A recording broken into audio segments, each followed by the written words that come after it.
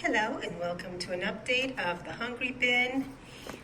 So let's see how these guys are doing.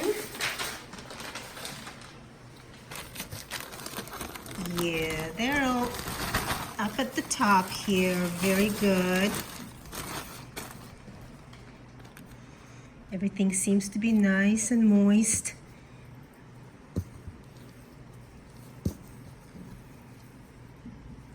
They're quite lively.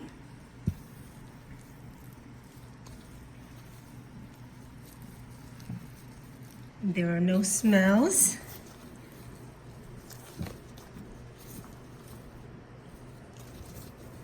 So that's always good. And I like to turn over just the very top portions of the material just to gauge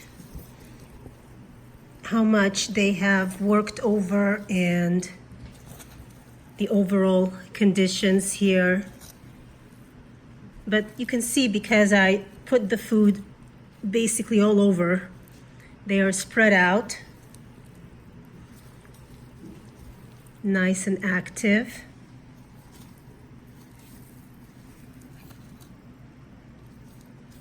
Beautiful.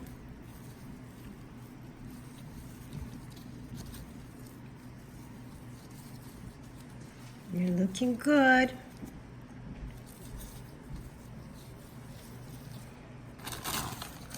Let's see here. Still some tomatoes. That's okay. And this corn on the cob, well, cob is going to take a while to break down. I always like to bury it so that it stays really, really nice and moist for them. Otherwise, they're just not going to do anything with it. But so far, there's the second one in there. Everything is looking good. You can see how beautifully active and fat these guys are. And as I've mentioned before, I think many times, the health of the worms was never an issue for me in the bin. The worms multiplied, they composted, everything was fine as far as that is concerned.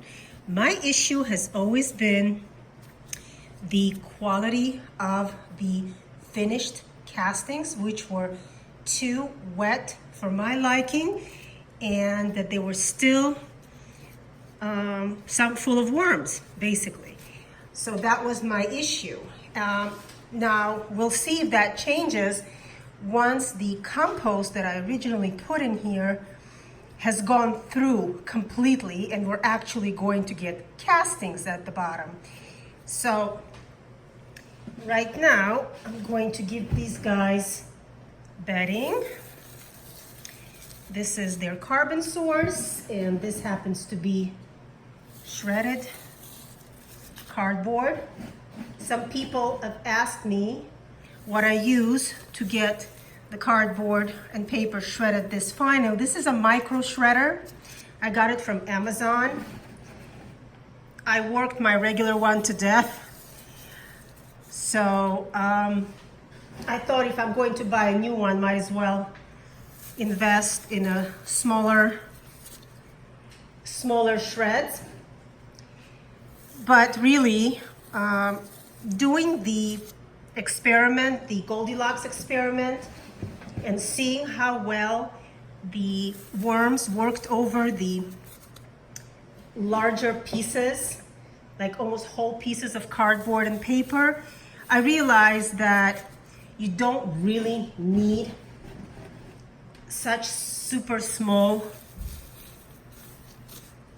cuts. You really don't. You can tear it up by hand. Cardboard, it's a little bit harder to tear by hand, but paper certainly isn't.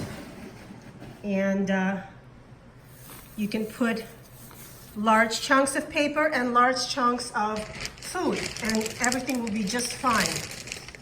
So they're going to get a large feeding today. Really going to push it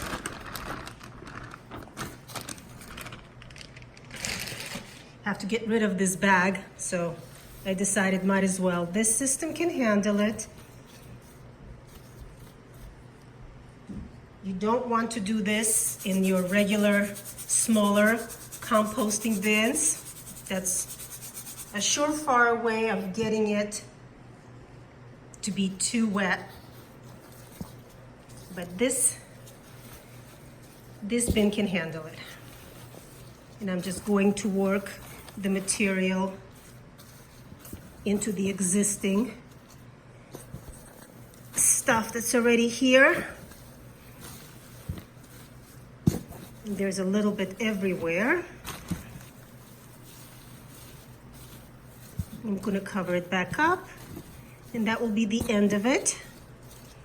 But I try to keep always a little bit of space around the perimeter of the bin to make sure that if the material heats up, the worms have a place to escape to until the material cools down, and then they can go back in. So far, these guys are doing great, and I'm really not expecting any problems with the actual running of the bin. That was never an issue for me.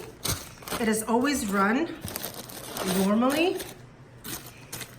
Just looking to see in about a year what kind of finished castings we are going to get, and if they're going to improve in the quality.